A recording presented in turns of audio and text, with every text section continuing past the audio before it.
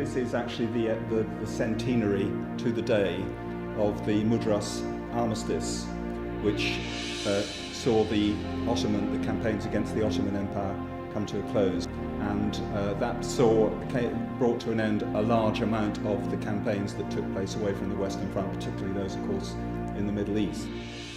A key feature of these projects has been the focus on individual soldiers, not just the big story, the campaign, the general directed this regiment here and then we went on there and met the opposition here and all that, but the actual experiences of individual soldiers and nurses, women as well, who were involved in these campaigns.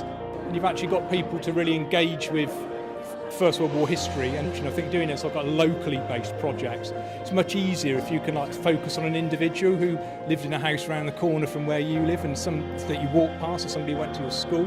It's a lot easier than to talk about huge theatres of war and millions of men. So I think these projects are really great for that. There was these very young men coming from the north of Devon, from small parishes, and they were being sent to the Holy Lands that they'd read about as children. But when we were researching that, we found a particular piece of news cutting that had been saved by one of the soldiers, and then subsequently we found it written out in other diaries that we had, and it was a first-hand account of the battle, because it said in the actual account, people reading this must think it's blasphemy for us to be fighting in the Holy Lands. And that really stood out for me and for the whole project as itself, and that's the angle that we went through. What kind of internal conflict were these soldiers feeling, being from a religious background, and having to go out there to obviously fight and try and win the war, but obviously they weren't out there believing in this cause, but what that meant for them and for their future coming back to the church as well. Our project is called Horses in the War, and the stories on the banner that we've produced are based on stories from Susan Burnett's book, On That Day I Left My Boyhood Behind, by Susan Burnett and Norman Woodcock. Norman was a soldier who fought in the Eastern Front in Gallipoli and Mesopotamia, Egypt, etc. And he had a horse, and his horse was called Timbuk. And so this seemed a very good idea to have a project about horses, because we could use Norman's subjects and his stories to portray the tales of the horses. We worked over the summer to stitch these panels, these little squares, and then when they were all done, we put them together to make a padded and quilted banner.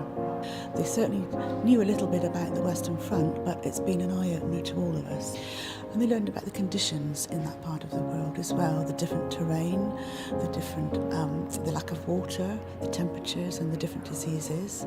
And they learned how the horses were sourced, where they came from, and how they were taken over to that particular part of the world. And they also learned a lot about the countries and the battles in those particular countries, so that some of them now are saying that they're going to do some more research to try and follow up on stories that they've heard about their families who were in the First World War over in that side of the world. And the people of Palestine and Syria, Egypt, Arabia, the Transjordan, the war was a watershed for all of those populations. Tens, later hundreds of thousands of Egyptians, mostly peasants from villages up and down Egypt, were initially enlisted. They're volunteers on very good terms, as it happens, but by sort of mid to late 1917, increasingly conscripted and sent off to support the British at the front with logistics work. Our research project was following the local territorial battalion known as the Finsbury Rifles. We did know that Lance Corporal had won the Victoria Cross in December 1917, so we were also interested in his story.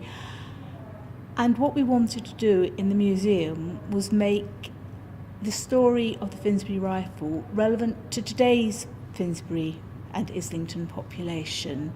So the project was going to be about animation and planned to be an animation project for young people in the summer and family-based sessions, an animation project and storytelling. On the night of the 20th of December 1917, the Finsbury's Rifles managed to seize a hill of great strategical advantage. Within the battle, Jock managed to single-handedly drive off an attack, defending a trench alone with a supply of bombs whilst under heavy fire. For this brave act, he won a Victoria Cross and lived through the war to be present when the cross was awarded.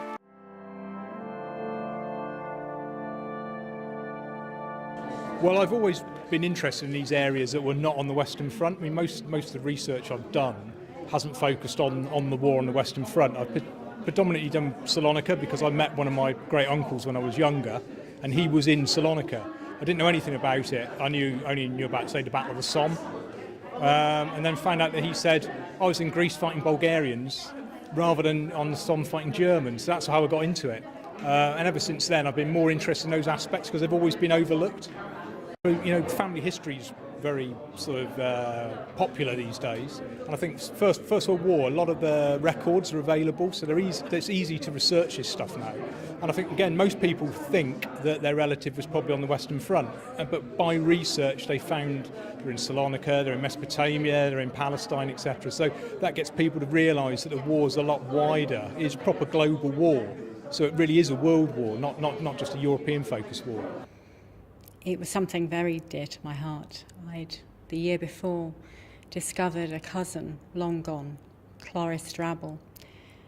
I'd not known anything about her, so I was thrilled to find that she had been one of the pioneering women who had left England behind them to go to a strange culture, a strange place in the midst of war. Just before I saw the competition, I had spent a week in the Glaswegian Mitchell Library and immersed myself in the records of the Scottish Women's Hospitals, which Cloris Drabble had signed up to after she qualified from Huddersfield Infirmary in 1917. And there was one very important fact, that Cloris, whilst there, had become engaged to be married to the camp interpreter. Name unknown. I'm still trying to find who that person was. It would be wonderful to find descendants of his family. I worked with a group from Homes for Veterans, which run by Labouré, in connection with Sandon Memorial Chapel. And Sandon Memorial Chapel is a collection of paintings in a purpose-built building by Stanley Spencer. Both Stanley and Harry Sandon spent time in Salonika in the First World War. We had a lot of discussions about what it meant to return to civilian life, particularly if you've experienced quite horrific and distressing experiences in conflict. But I did, plenty of research into the history. Obviously the chapel actually had letters and lots of newspapers and archived material about that period, which I was able to access. And then with the group at Laboré's Home for Veterans, it was a small group and we basically researched together, so we were discovering together, which made it very all the more kind of poignant and brought it alive really. Alison from the chapel gave me lots of links specifically to recordings from veterans from the Salonika campaign, and we would listen to them with a cup of coffee together, the little group. So we very much learned about it as we went along, and of course that was interwoven with their responses all the time. So the conversation was constantly listening, comparing it to their experience, particularly on leaving the army and what it felt like to be suddenly out in civilian life and feel out of kilter and out of place.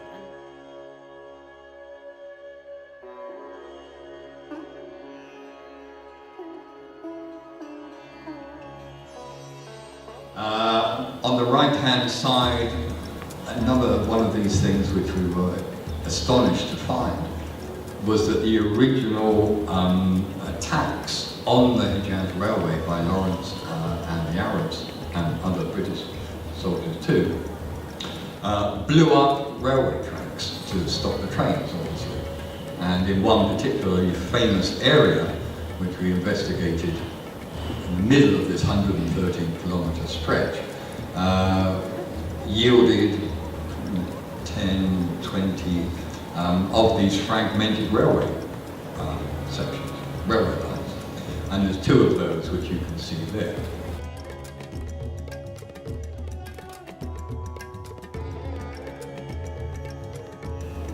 Next school is Carnforth High School. They were tasked with looking at the actions of the Mesopotamia campaign. And what I found with this project was all of the schools were really engaged with the thought of looking at the personal side of it. So rather than the big picture and the strategy, what individual generals were doing, what really captured their imagination was the individual soldier's story, the guy on the ground. Now, what Carnforth wanted to do is they wanted to look at actions from that perspective.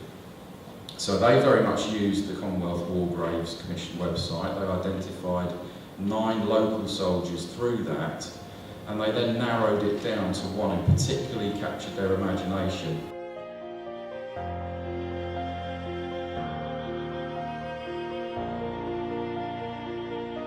We started with the first ones back in early part of last year in 2017, and we've still got some to finish now, and there have been about 12 projects all going on, sub-projects, and a range of different national activities. So there's been a lot going on, and this has been a way of consolidating some of the findings, if you like, from these projects, some of the inspirational bits of them into one day.